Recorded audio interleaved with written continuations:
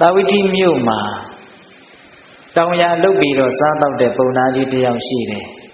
အဲ့ဒီပုံနာကြီးကိုတဏှိရောခါကာလမြတ်စွာဘုရားကဉာဏ်တော်ကွန်ရက်ထဲမှာထင်ရှားစွာပေါ်လာတဲ့အတွက်ကြောင့်ဒီပုံနာကြီးကျွတ်တန်းဝင်မယ်ဆိုတာကိုသိတဲ့အတွက်ကြောင့်အဲ့ဒီပုံနာကြီးလဲထွန်းနေတဲ့အချိန်မှာမြတ်စွာဘုရားကသွားပြီးတော့နှုတ်ဆက်တယ်ပုံနာကြီးဘာတွေလုပ်နေတာတော့မြင်ရတဲ့မေးတာဗျမြတ်စွာဘုရားရဲ့ကရုဏာတော်ကိုခံမှန်းလို့ရတယ်နော်မြင်ရတဲ့မေးတာတပည့်တော်ဒီနေရာမှာဂျုံလေးစိုက်မလို့ထွန်ရက်နေတာပါဗျာ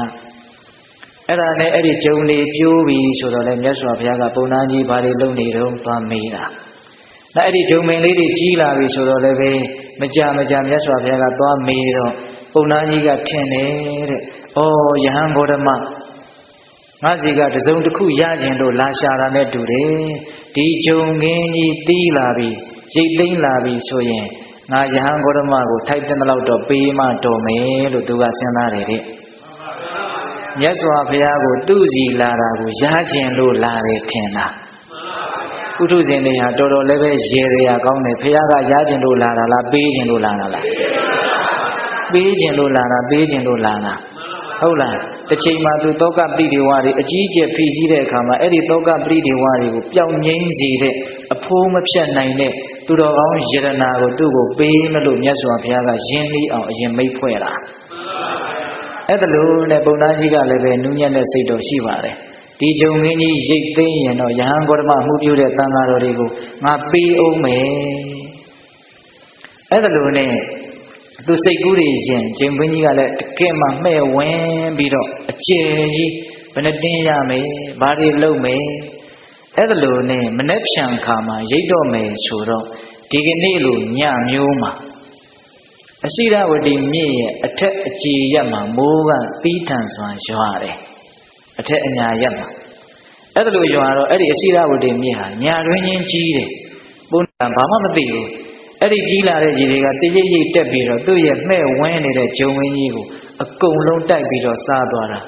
အဲ့ဒီနားမှာဂျုံဝင်းကြီးရှိတယ်ဆိုတာကိုတော့မသိနိုင်တော့ဘူး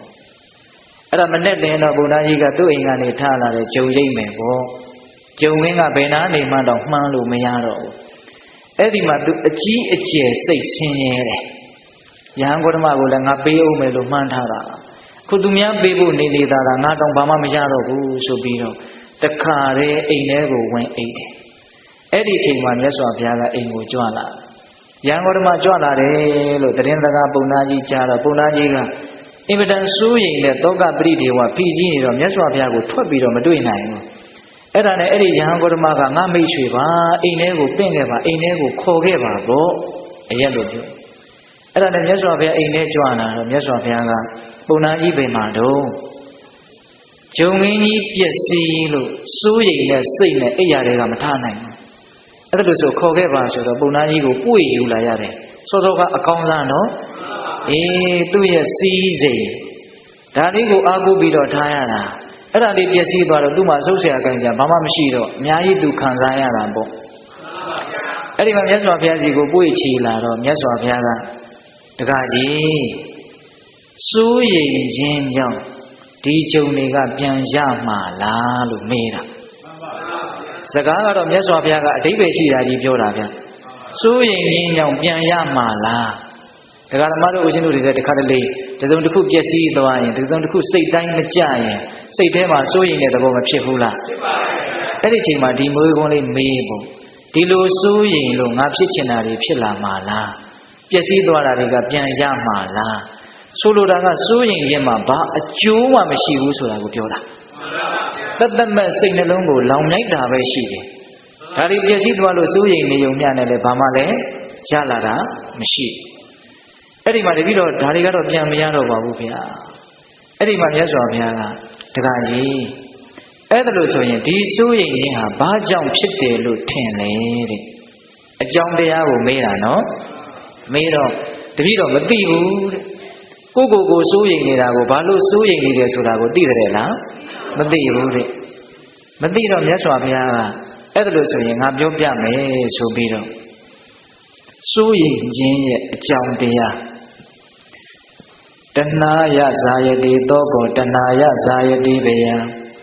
တဏှာယဝိပ္ပမုဒ္ဒတနတ္ထိသောကောကုတောဘယံတဏှာယလူချင်းမမောခြင်းကြောင့်သောကောဆိုရင်ခြင်းသည်ဇာယတိဖြစ်ပေါ်၏တဏှာယလူချင်းမမောခြင်းကြောင့်ဘယံဘေးဒုက္ခအပေါင်းတို့သည်ဇာယတိဖြစ်ပေါ်၍လာကုန်၏တဏှာယလူချင်းမမောခြင်းမှဝိပ္ပမုဒ္ဒတကင်းလွတ်နေသောပုဂ္ဂိုလ်အားသောကောဆိုရင်ခြင်းသည်နတ္ထိမရှိနိုင်ဘူးဘယံဘေးအပေါင်းတို့သည်ကုတောအတ္ထိအဘယ်မှရှိပါအံ့နည်းဆိုရင်ခြင်းရဲ့အကြောင်းတရားကိုရှာပြလူချင်းမမောခြင်းဆိုတဲ့လောဘကြောင့်ဆိုရင်ခြင်းဖြစ်တယ်လူချင်းမမောခြင်းဆိုတဲ့လောဘကြောင့်ဘေးအပေါင်းတို့ဖြစ်ပေါ်လာတယ်လူချင်းမမောခြင်းကင်းနေတဲ့ပုဂ္ဂိုလ်မှာဆိုရင်ခြင်းလည်းမရှိဘူးဘေးဆိုတာဘယ်မှာဖြစ်ပါမလဲလို့မြတ်စွာဘုရားကအဲ့ဒီဂါထာလေးကိုဟောတာဒီတော့ဦးဇင်းတို့ကဘေးသက်ပေါင်းသူတော်ကောင်းတို့ကိုစဉ်းစားပြီးတော့မပေးပါဘူးเนาะဂါထာလေးတွေကိုရှေ့ကရွတ်သွားမှာပဲကိုယ့်အကိုစဉ်းစားเนาะဒီဘေးသက်ကတရားနာသက်ရှင်းနေတဲ့ဘေးသက်လို့လည်းပဲဦးဇင်းတို့သိထားတယ်ဟုတ်လားစိုးရိမ်ခြင်းဆိုတာဘာကြောင့်ဖြစ်တယ်လောဘလူချင်းချင်းကြောင့်ဖြစ်တာဘေးတွေကလည်းပဲလူချင်းချင်းကြောင့်ဖြစ်တာဟုတ်လားလူချင်းနေပြီဆိုလို့ရှိရင်ရမမလားဆိုတာလေးမလားဘူးလားတကယ်လို့လူချင်းသာရပြီဆိုတော့ပြင်းပြင်းပျက်စီးသွားမှလားဆိုတာကမလားဘူးလားအဲ့ဒါလို့လူချင်းမှုတည်စိုးရိမ်မှုနဲ့ပူကန့်နေတယ်အဲ့ဒါကိုပိဋကပေါင်းသူတော်ကောင်းတို့သဘောပေါက်ရမယ်ဟုတ်လားတစုံတစ်ခုကိုလိုချင်ပြီဆိုလို့ရှိရင်သေချာပေါက်နောက်ကစိုးရိမ်မှုထိတ်လန့်မှုတုန်လှုပ်မှုအနည်းနဲ့အများပါကိုပါတယ်ဟုတ်လားအဲ့ဒါလို့မြတ်စွာဘုရားကဟောပြီးတော့ဦးဇင်းတို့အဲ့ဒီပုံနာကြီးကိုသုတ်တန်နိဗ္ဗာန်ပါဠိတော်မှာလာရှိတဲ့အတ္တကနိဗ္ဗာန်မှာလာရှိတဲ့ကာမသုတ်တန်ဆိုတာကိုအဲ့ဒီပုံနာကြီးကိုဟောတယ်ကာမဇတ်ကိုမဟောသေးဘူးနော်ဘာကိုအရင်ဟောတယ်ကာမသုတ်တံကိုဟောတယ်အဲ့ဒီကာမသုတ်တံကိုပိဋကပေါင်းသူတော်ကောင်းတို့အကျဉ်းမြင်ကလေးနာယူကြည့်ရအောင်မယ်ဟုတ်လားကာမံကာမယမာနတတတစေတံသမိတ်စတိအတ္တပိတိမနောဟောတိလတ္ထမေဇောယတိစတိ